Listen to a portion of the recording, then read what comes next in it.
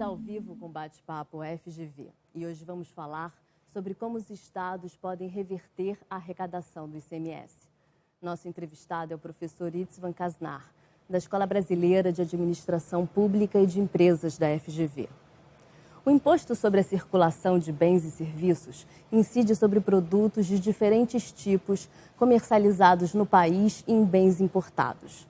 O valor do imposto já está inserido no produto que compramos ou no serviço prestado. Ou seja, o ICMS é uma das principais fontes de arrecadação dos estados, pois ele é aplicado para pessoas físicas e jurídicas. E no primeiro semestre desse ano, tivemos um pequeno crescimento na arrecadação do ICMS, o que indica que estamos retomando a circulação de mercadorias. Isso possibilitou que os governos estaduais tivessem um pouco menos de pressão em suas contas no primeiro semestre. Mas em julho, agosto e setembro, tivemos uma queda a partir da greve dos caminhoneiros e uma retração da produção industrial. Agora, de que forma os estados podem reverter a arrecadação do ICMS? Professor, obrigada pela sua presença aqui no Bate-Papo. É um prazer estar aqui no FGV Bate-Papo. Mariana, eu acredito que o tema é altamente relevante, significativo, até porque ele faz parte das finanças públicas. E o Brasil é um país que possui 52 tipos diferentes de impostos. Efetivamente, é preciso que os entes federados, ou as unidades federativas, portanto os estados do Brasil, disponham de também recursos para si. É aí que ingressa o Imposto sobre a Circulação de Mercadorias e Serviços, o famoso ICMS. No fundo, ele tem a relevância de poder permitir que, com um certo grau de independência, os estados faturem diretamente e recebam recursos. Portanto, isso melhora suas tesourarias. Todavia, é preciso que a gente tome muito cuidado, porque, no fundo, o ICMS no Brasil acaba criando dificuldades para a sustentabilidade do Pacto Federativo. O Pacto Federativo deveria ser estável, e ele não é necessariamente, porque surgem diversas guerras fiscais. No caso do ICMS, é porque, enquanto algumas unidades federativas cobram impostos que chegam a serem 7% do valor de uma mercadoria, outros, como o Rio de Janeiro, chegam a cobrar 19% e até 20%. Então, enquanto alguns estados apresentam um custo estadual, que é muito próximo àquela noção de custo Brasil, bem baixo, portanto, eles tendem a polarizar e atrair para si a indústria, o comércio, novos negócios. Outras unidades estaduais, justamente porque cobram em excesso, acabam criando uma certa aversão pela sua localização. Isso acaba dificultando efetivamente a criação de riqueza, a circulação de mercadorias, a evolução da formação de emprego e a capacitação estadual em estruturar-se convenientemente. Então, essas guerras fiscais de alíquotas são uma das grandes temáticas que nós temos que equacionar e resolver no Brasil. Evidentemente que com o acordo da União e percebendo qual é o valor total da carga fiscal brasileira. Existem muitas estatísticas, elas são muito variadas, mas pode-se constatar que a carga fiscal sobre as empresas no Brasil chega a ser muito proximamente aos 35% do total dos valores faturados. E isso é um grande fator inibidor do processo evolutivo da economia. Então, você tem toda a razão em ter pontuado que, do ponto de vista comercial e produtivo, tanto nacional quanto internacional, devamos, no fundo, pensar e repensar esse que também é visto como um tipo de imposto sobre o valor adicionado. É muito próximo a um IVA. Ele tem um grande impacto, então, no bolso do consumidor e na economia. 35%? Sem dúvida alguma, porque, no fundo, ele é um imposto que já está embutido no valor, no preço de todo tipo de mercadoria. Logo, se uma mercadoria vale 100 e o imposto é 19%, você já pode ter certeza de que 19% vão ser comidos e levados por aquela unidade estadual, né? O imposto em si, ele tem razão de ser. A gente há de lembrar que é através dos impostos que se faz a boa política pública. Então, com isso, você vai, evidentemente, alimentar a saúde estadual, a educação estadual, a infraestrutura estadual, o apoio aonde necessário para a administração do Estado, ou seja, aquelas 29 funções típicas de Estado, e estaduais, que você vê bem delimitadas pela Secretaria do Tesouro Nacional, poderão ser bem desenvolvidas. Todavia, uma elevação da alíquota significa encarecimento de mercadoria. Se ela é uma mercadoria dita um bem normal ou um bem superior, ou seja, sobe a sua renda, você consome mais, ou ainda, lei da economia natural, sobe o preço, você consome menos, com uma elevação de preços provocados por elevação de alíquotas, o consumo cai. E aí a consequência é que a própria economia é afetada. Então, existe uma modulação e uma flutuação com correlações sumamente fortes entre a evolução da economia, a evolução do produto interno bruto, a formação de bens e serviços no prazo de um ano, digamos, e especificamente o ICMS que é cobrado. Certo. Professor, no primeiro semestre, apenas 4 estados registraram queda real na arrecadação do ICMS, com desconto inflacionário, que foram o Rio Grande do Sul, o Maranhão, o Paraná e o Pará. E no estado de São Paulo, que é a unidade de federação que mais arrecada, a receita do ICMS cresceu quase 4%. No Rio de Janeiro, o crescimento foi de mais de 8% no acumulado de janeiro a agosto desse ano. O que esse panorama quer dizer para a gente? O que ele traduz? Nós necessitamos ser muito cautelosos, muito cuidadosos com interpretações curtoprazistas. Sim. E, sobretudo, no processo analítico de cada uma das unidades estaduais. Quando você se refere especificamente ao Rio Grande do Sul, ao Rio de Janeiro, também poderíamos citar Rio Grande do Norte, Minas Gerais, estamos falando de unidades federativas que estão sofrendo com a calamidade financeira. Decretaram um processo de quebra e demonstraram que suas tesourarias não possuem sustentabilidade nem capacitação para aguentar as despesas que estão dispondo e incorrendo. Cada uma dessas unidades federativas deu uma resposta diferente ao trato do ICMS. Vamos pegar o caso do Rio de Janeiro.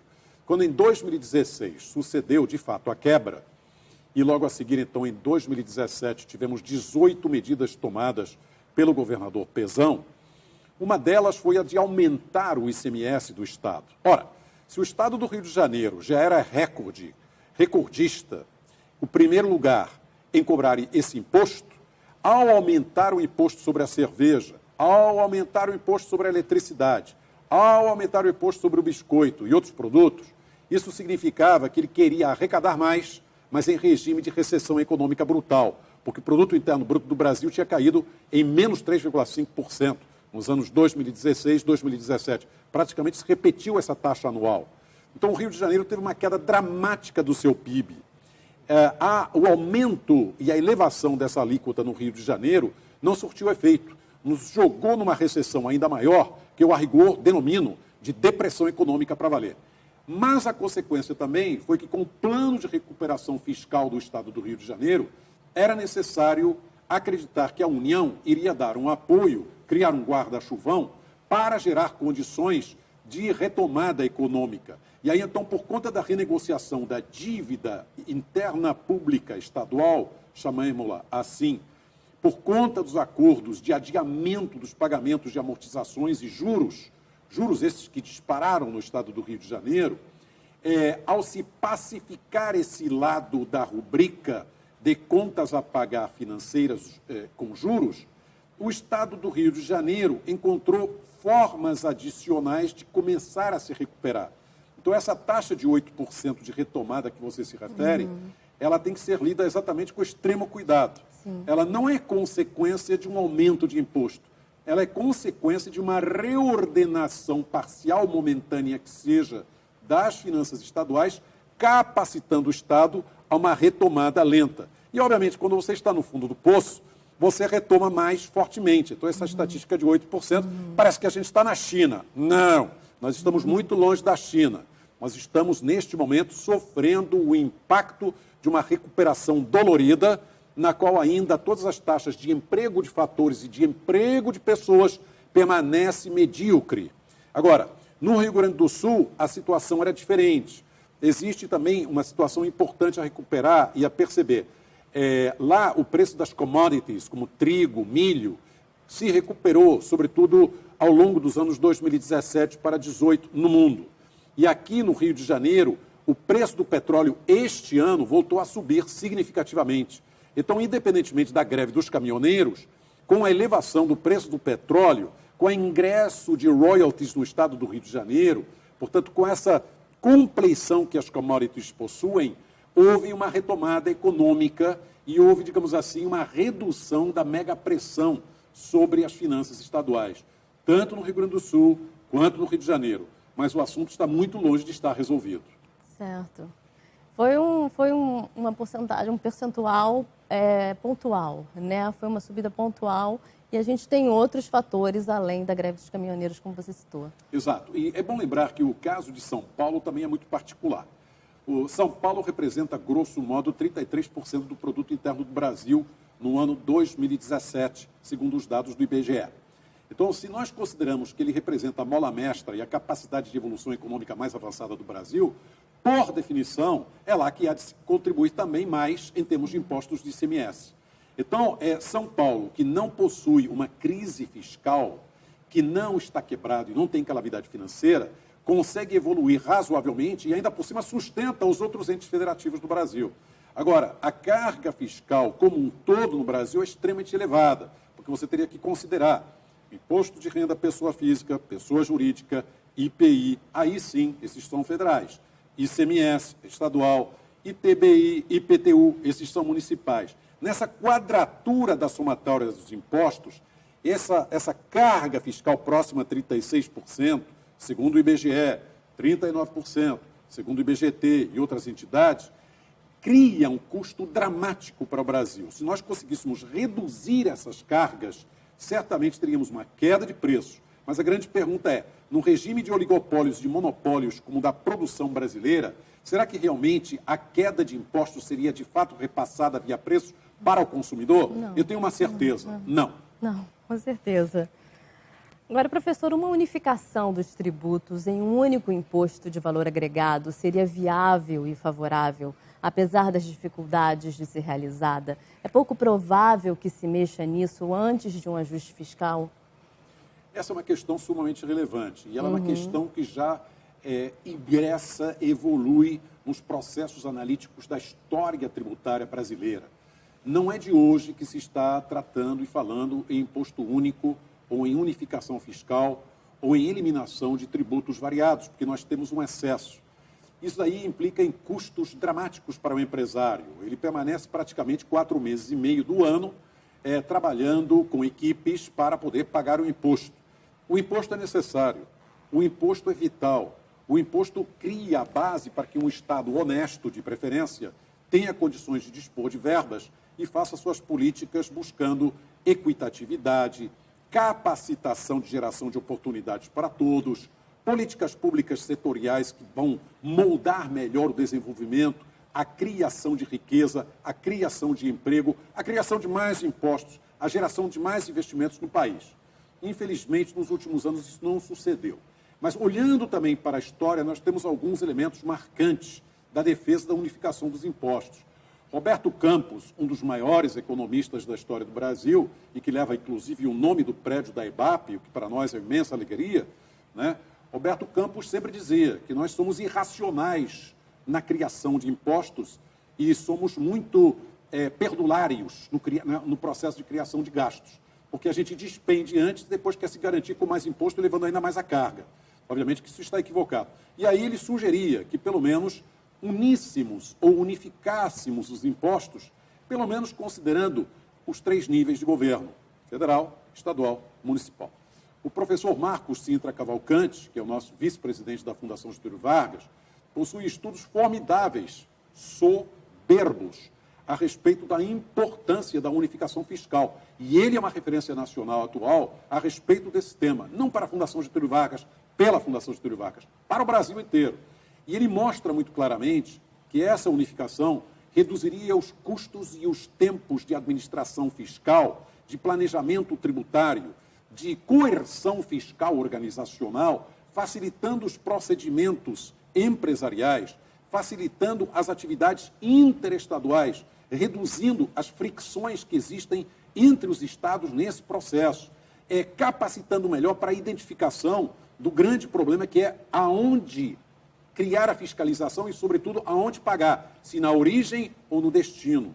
Então, na medida em que você produz, você pagando na origem, você cria o imposto para a própria origem. Logo, você magnifica aquela economia e aquele Estado. Agora, se você produz num lugar e paga o imposto lá fora em outro lugar, evidentemente que você está reduzindo a capacitação da formação de renda local de quem produziu. Essas questões fiscais têm que ser muito bem pensadas. Então, sim, nós necessitamos ordenar a carga tributária, reduzi-la no Brasil, mas isso depende também do cálculo e da determinação do tamanho ótimo do Estado brasileiro. Nós não temos nada a respeito. Nós precisamos definir o que significa tamanho ótimo do Estado no Brasil. Estamos muito atrasados em relação a isso. Nos Estados Unidos, você tem the State of the Union, que determina também o que um senhor presidente da República tem que apresentar como resultados, permite diagnosticar a economia e visualiza como cargas fiscais a comportamentar, a associar. E nós precisamos também coadunar esse tamanho ótimo do Estado com um volume de impostos decrescentes. O Brasil hoje tem uma carga excessiva e diversas unidades estaduais, ao olharmos para o ICMS, cobram demais. Poderiam reduzir o imposto e provavelmente a demanda aumentaria e a economia recuperaria. Agora, a grande questão é o vício. Como é que você reduz e elimina o vício da criação de empregos frequentemente fictícios, criando cabides de emprego nos estados? Ninguém respondeu isso bem. Aliás, esse daí é um assunto que está em panos quentes e está coberto, provavelmente, por uma cortina preta, onde quem mexer vai ficar impopular como político. Mas o técnico tem que ir em cima e tem que convencer o político a fazer algo. Bolsonaro deverá trabalhar a respeito e pensar que isso tem irradiações estaduais e mexe nos 5.570 municípios do Brasil. Então, podemos prever mudanças a médio prazo? Nós necessitaríamos acreditar que as mudanças tributárias são vitais e essenciais para criar saúde no Brasil. Agora, isso sucede de forma tal que se determina claramente até que nível, grau, ponto de força o Estado há de operar na economia. Pelas evidências, o futuro ministro da Economia, Paulo Guedes, que é um economista liberal, que é uma personalidade forte, que é formada por Chicago, que já dá uma sinalização de luta a favor de uma economia muito competitiva, terá provavelmente o interesse de gerar a bandeira de promover redutores fiscais seletivos. No programa do presidente eleito Bolsonaro, isso consta, já está lá. Agora, evidentemente, há uma diferença entre programa aberto e detalhamento de programa. Então, eu creio, Mariana, que a sua pergunta é muito relevante. Todos nós estaremos absolutamente antenados e muito interessados em saber quando, de que forma, em que grau, em que percentual, essas alíquotas poderão ser reordenadas e repensadas. Mas, sem dúvida alguma, que pelo bem-estar das unidades estaduais, as alíquotas deveriam cair e não deveriam subir. Uma alta significa pressão sobre preços, mais inflação, queda de demanda, consumo insatisfeito, pessoas que estão com renda disponível menor, trato dramático ao problema da desigualdade da renda diferenciada dos brasileiros. Então, existe sim a necessidade de reordenar esse assunto.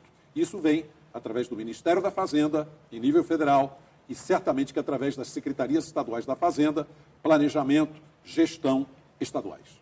Perfeito, professor. Estamos conversando hoje sobre como a arrecadação do ICMS, como os estados podem reverter a arrecadação do ICMS, com o professor Itz Vancasnar, da FGV-BAP. Participa do programa com a gente, manda sua pergunta, tira sua dúvida aqui, aproveita que a gente está ao vivo e faz o programa com a gente. Professor, a alta dos preços dos combustíveis e do dólar, com a melhora de alguns setores da economia, fez o ICMS subir mais que a economia como um todo, segundo o Conselho de Política Fazendária. Como é que você analisa esse desempenho? Sim, isso daí é exatamente consequência da retomada do preço do petróleo e dos diversos derivados, inclusive também do gás, no mercado mundial. A gente há de lembrar de que a economia norte-americana, até julho deste ano, cresceu 4,2%, Inclusive, o presidente Trump literalmente trombeteou este indicador, que é um entre tantos que devem ser analisados numa economia, como a demonstração inequívoca do imenso sucesso que ele possui no desenvolvimento econômico e na retomada econômica de seu país. É bom lembrar que os Estados Unidos, como uma das maiores potências econômicas do mundo, ao ter uma retomada econômica substancial, acaba criando demanda agregada muito pesada interna e acaba criando demanda sobre commodities internacionais. Então, puxa o preço do petróleo. O preço do petróleo é extremamente relevante, porque ele vai, evidentemente, puxar o preço da gasolina, dos lubrificantes, dos diversos óleos, e com isso ele vai afetar o setor transportes numa economia. Mas mais do que isso, nós temos um embargo na Europa que não permite que uma boa parte do petróleo da União Soviética passada, atual Rússia em parte, chegue para a Europa. Então nós estamos chegando agora para o inverno europeu. Nessa hora aumenta também a demanda por uma série de mercadorias que estejam fazendo parte do pacote matricial energético. Leia-se carvão, gás, petróleo, gasolina, etc. Então, como consequência, também temos aí mais uma pressão. E a economia europeia, embora esteja patinando e não retomando tanto quanto se quer, ainda assim está apresentando alguns sinalizadores também de recuperação. Isso se vê claramente na Alemanha, se vê um pouco menos nitidamente na França, mas existe. Então, isso tudo tem consequências, novamente, de pressionar ainda mais o petróleo. Não bastasse a China, em que pese uma redução na sua taxa de crescimento, tem uma taxa de crescimento muito positiva. Então, ela também consome petróleo. E esse embargo acaba fazendo com que os Estados Unidos tenham que comprar petróleo na Arábia Saudita, no Oriente Médio. Logo, o preço do petróleo sobe. Nós tínhamos, no ano passado, um preço do petróleo que chegou praticamente a bater lá pelos idos, que eu me lembro, de março, de 37 e 38 dólares o barril. Quando o barril agora bate 67, 70, 72, é variável, nós estamos falando de praticamente uma duplicação do preço. Então, evidentemente, que com a mercadoria sendo produzida também no estado do Rio de Janeiro, que também nos interessa, sendo o setor petróleo, o setor petroquímico, o setor das vertentes consequentes de todo o processo de geração de energias de hidrocarburetos no estado do Rio de Janeiro, representativo de 33% do PIB do estado do Rio de Janeiro, a consequência é que, com o aumento do preço, nós temos mais faturamento, nós temos, com isso, mais capacidade de repassar esse petróleo para as unidades estaduais do país inteiro, e aí, então, a arrecadação aumenta. O estado do Rio de Janeiro se regozija em parte, embora não tenha resolvido o seu problema dramático. Ele continua com um déficit público de 8 bilhões de reais este ano. Logo, ele continua tomando dinheiro emprestado. Mas melhora a situação. E aí o ICMS, nesse sentido, contribui para melhorar as contas do Estado. Mas isso não significa que a gente tenha que manter, eu insisto nisso, uma alíquota tão elevada. A minha defesa é menos Estado, menos impostos, mais capacitação profissional, mais boas práticas. Ótimo. Professora, a gente começou a receber perguntas. A gente tem uma pergunta aqui do Instagram, de um espectador. Você acha que a criação de uma alíquota única para todos os estados pode ser benéfico para a economia? Eu creio que essa pergunta, que é muito válida, pode ser respondida da seguinte forma: não. Por quê? Nós temos diferenciais sumamente grandes entre as unidades federativas do Brasil. Estados muito pobres, com renda per capita sumamente baixa, como Piauí e Maranhão, no Nordeste brasileiro, não dispõem de formação autônoma, autossustentável local de agricultura, de indústria, de comércio e de diversos serviços. Portanto, é muito importante que se criem teasers, elementos que são geradores de atrações especiais tributárias, para criar exatamente uma estrutura de custos a mais baixa possível, que vai fazer com que algumas empresas, pelo menos, se sintam interessadas em querer acoplar algum negócio naquela unidade estadual. Já dispomos de outros tipos de estados que, por serem ricos, criarem boas práticas, não gerarem tampouco alíquotas tão elevadas, ainda assim são elevadas. têm condições de admitir uma carga mais alta. E ainda por cima, podem também até gerar, através dos impostos federais, repasses para essas outras unidades estaduais que são mais pobres. Ademais, isso permite que se entenda que os mecanismos da federação devem nos levar a uma formação de políticas que admitam a capacidade de criar complementariedades entre os estados e não concorrências. Desse ponto de vista, então, se você viabiliza uma unidade estadual porque tem menos imposto e é lá que uma indústria aparece, você também ajuda ele, no médio para longo prazo, ele se tornar um estado autossustentável. Nós necessitamos pensar nos mecanismos que criaram a Constituição norte-americana. Não os usamos aqui no Brasil. Todas as federações norte-americanas têm que ser localmente autossustentáveis, equilibradas em suas finanças. Nós não podemos dispor de um Nordeste eternamente pidão de recursos, sustentado pelo Sul Maravilha e pelo Sudeste sobrecarregado. Mas nós também temos que pensar que estas duas macro-regiões mais ricas têm sua responsabilidade com a federação. E aí, então, se um naco dos recursos é repassado para o Nordeste, para o Norte, para o Centro-Oeste, isso pode, se as boas práticas são aplicadas e não há crises éticas, crises de azar moral, geração de corrupções e corruptelas de todo tipo, condições de viabilizar essas unidades, condições de ajudar essas macro-regiões. E aí facilitar seu processo de evolução e desenvolvimento econômico, o que para essas populações cria renda, emprego, riqueza, mais imposto, mais meios de ser feliz e de gerar bem-estar.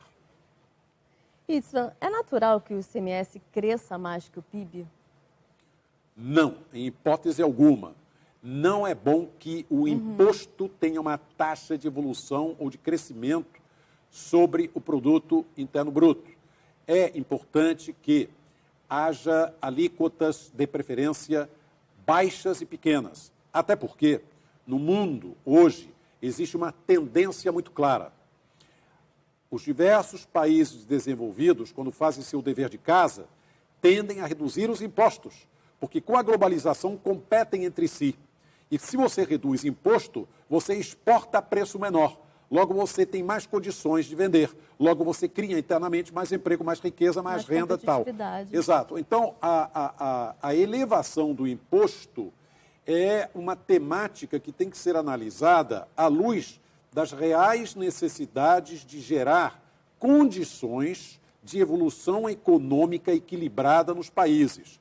Imposto em excesso não tende a motivar os empresários, reduz sua margem de retorno, não ajuda as próprias empresas, elas se embalam em dependências e interdependências fiscais. Eu insisto com isso. É preciso que a gente reconheça a importância do imposto para sustentar um Estado probo, isento, que busca a equidade entre seus cidadãos e que é capaz de desenvolver a nação através de uma função investimento sustentável, firme e forte.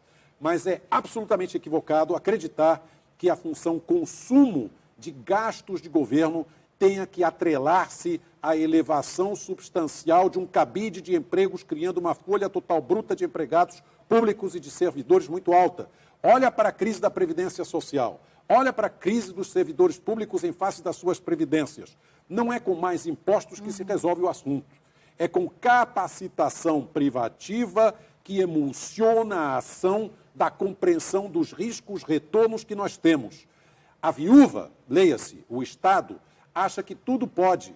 Não, não pode, porque nós pedimos tudo dela a rigor. Você tem uma dor de dente, quer um trato dentário público. Você tem uma doença na tua família, quer um hospital público. Você tem filhos, quer todo mundo na escola pública. Sim, mas então, se o Estado tem que fazer um excesso de coisas e muito mais, não significa que a gente tem que aumentar impostos. A gente há de dispor de impostos para sustentar um Estado que tem condições de nos ajudar a gerar o máximo bem-estar social em regimes de equidade para todos, para com condições também de ser responsável, reduzir as desigualdades macro-regionais, regionais, microrregionais, estaduais, municipais e facilitar a eliminação das dificuldades daquela parte da sociedade que foi desassistida, destratada e até historicamente no Brasil nunca teve chance de ser o que tem que ser, um cidadão integral.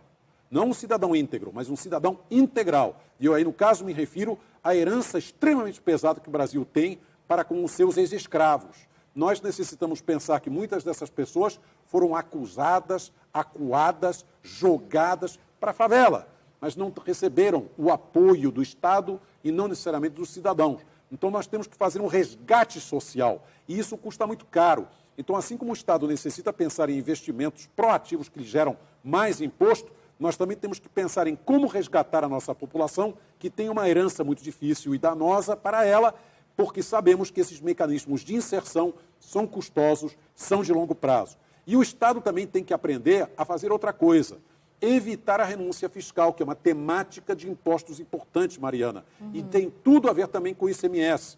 Quer dizer, quando uma unidade estadual faz com que o imposto deixe de ser pago e se diz assim, bom, você não paga agora, te dou 10 anos, daí então em diante você vai pagar imposto. E faço isso porque quero acreditar que você vai vir aqui para o meu Estado, criar emprego, gerar riqueza, produzir bens e serviços. Mas, na verdade, o que se faz é uma jogatina para jogar por dentro, no processo de recepção de um imposto futuro, para botá-lo no bolso de uma pessoa que acaba indo na Lava Jato ou parecido, não dá. Nós temos que ser muito claros em relação a isso. Renúncias fiscais têm que ser pensadas à luz da capacidade firme, certa, forte, de criação de renda, riqueza, emprego e impostos. Sem esse tetraedro, não funciona. Perfeito. Professor, alguns países já começaram a aplicar a norma internacional que obriga contadores a denunciar irregularidades cometidas pelos clientes, que podem ir de corrupção até crimes ambientais.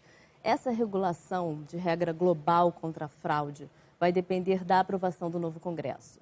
Agora, ela tem chances de ser implementada? E o que mudaria com isso? O que mudaria com essa implementação? Bom, você tem muitas regras contábeis relevantes, como a FASB, oriunda dos Estados Unidos, para que a gente pense como trabalham empresas em geral, transnacionais, multinacionais, organizações que têm exportações e importações de bens e serviços variados. Medidas que venham a coibir e inibir procedimentos literalmente ilegais, inoportunos e incorretos, são muito bem-vindos. É necessário que a gente ordene e mantenha a evolução econômica ordenada. Mas a gente não há de coibir as atividades econômicas. Então, se contadores, contabilistas, auditores, controllers e outros profissionais do ramo tiverem que apresentar relatórios associados à isenção e à probidade das atividades de circulação de bens e serviços, mostrando que eles também assumem a responsabilidade pelo que eles assinam como relatórios técnicos contábeis, como auditorias, isso vem a favor da compliance, isso vem a favor dos procedimentos técnicos de visualização da clareza com a qual as atividades são feitas. Muito bem-vindo. Eu acredito que o Congresso terá que aprovar isso e poderá aprovar, claro, com algumas pequenas modificações.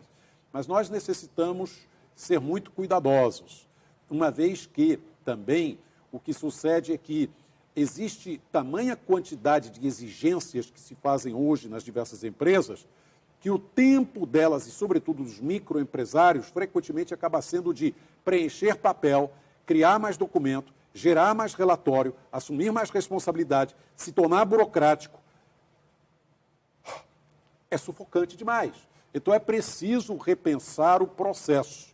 A gente necessita ter condições de fazer negócios e não de fazer atividades que acabam criando burocracias, administrações sufocantes, medidas que nos coíbem.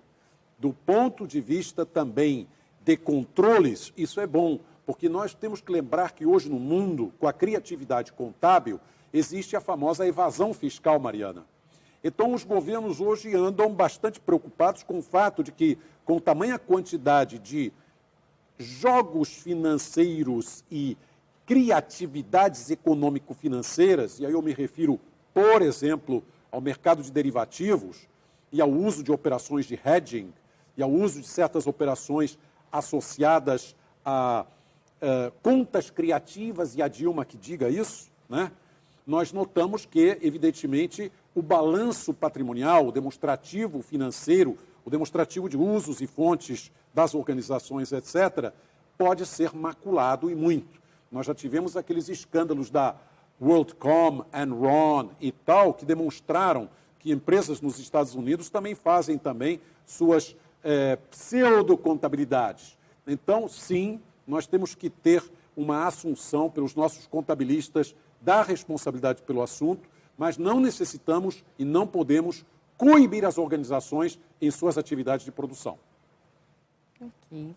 Por que a política fiscal é uma das piores heranças que temos hoje na forma de interpretar a evolução cíclica da economia, professor? Mariana, eu pensei muito nessa pergunta que vocês, com toda a autoridade, com muito carinho, fizeram. Mas ela é uma pergunta indutiva. Então, se eu começar a te responder e concordar, eu vou te dizer que é uma das piores heranças. Eu não concordo com isso. Eu não acho que seja uma das piores heranças. Na verdade, a gente tem que lembrar que, para dispor de um Estado e para ter uma governança pública adequada e responsável, para ter efetivamente bens públicos puros e bens públicos adequados e até bens semipúblicos, e aí eu me refiro a questões como educação geral para todos, saúde universal num país para todos os cidadãos, capacitação de garantir a segurança nacional, fronteiras muito bem estatuídas, com forças militares adequadas, diplomacia, representação internacional. Nós, e muitos outros, são 29 as funções típicas de Estado, nós necessitamos, sim, ter uma carga fiscal. E a carga fiscal, sob essa ótica, ela não é um inferno. Quando ela está adequada e ela é suficiente, ela gera países exemplares. A Suíça, Luxemburgo, as Ilhas do Canal, Suécia, Noruega, Dinamarca, mostram isso. Lá você tem variados níveis de carga fiscal. Alguns desses países, como a Suíça, são até vistos como hoje um paraíso fiscal, as Ilhas do Canal também. Mas, olha, a carga fiscal na Suécia e na Noruega é absurdamente elevada. Na Dinamarca também é muito alta. Chega a ser de 45% do total da renda líquida, renda bruta dos indivíduos. Só que o Estado produz. O Estado oferece educação. O Estado dá educação de qualidade. As pessoas se tornam letradas. Não há analfabetismo. As pessoas se comunicam. As pessoas têm aprendizado firme. As pessoas criam. As pessoas viram empresários. As pessoas sabem que serão tratadas no hospital público com reversão daquele valor com o qual contribuíram. Então, isso tudo não é na direção de um inferno fiscal, é na direção de um paraíso nacional, o que é muito diferente. Por outro lado, é bom lembrar que, sim, a tua pergunta pode ser lida da seguinte maneira. Puxa, até que você tem toda a razão. Afinal de contas, se eu olhar lá para a história, eu tive um José Joaquim da Silva Xavier, o vulgo Tiradentes, que também foi imolado, cortado, esquartejado, com o corpo dele enviado a diversas direções do nosso país, porque ele criou uma insurreição e uma inconfidência mineira. Agora, naquela época, os impostos que chegavam a 10%, depois chegaram a 20%, já representavam uma carga fiscal violenta, e, sobretudo, em cima da indústria da mineração, sobre a extração de ouro. Acontece que o ouro acaba, e quando a mina não tem mais o que extrair, como é que você fica? Portugal queria cada vez mais imposto, queria, obviamente, ter lá com Dom José, com Dom Manuel, cidades lindas em Portugal, é isso que a gente vê, belíssimas praças, belíssimos palácios, e nós aqui esvaziados. Obviamente que isso não poderia acontecer, a população, percebendo que não tinha capacidade de contribuir fiscalmente, se revoltou. Agora você repare, aquela população dos idos de 1780 se revoltou. E nós aqui, com uma carga fiscal entre 36% e 39%, estamos fazendo o quê? Então, não estou propondo uma revolta fiscal, mas certamente que eu estou argumentando a favor de uma dosagem fiscal adequada, mediante a qual o cidadão contribuinte encontre seus números por conta de reversão fiscal positiva em serviços públicos. O Estado, ele não produz nada. O Estado, ele tem que ser realizado para todos nós, para promover a produção, através da iniciativa privada. Isso sim gera desenvolvimento e, sobretudo, sustentável. Professora, a gente está chegando ao fim do programa. Muito obrigada pela sua presença aqui. Obrigada pela sua entrevista, que foi uma aula para a gente. E eu agradeço também a sua participação, envio das suas perguntas. E qualquer informação sobre a FGV você pode ter no portal fgv.br. Boa tarde, bom feriado e até semana que vem.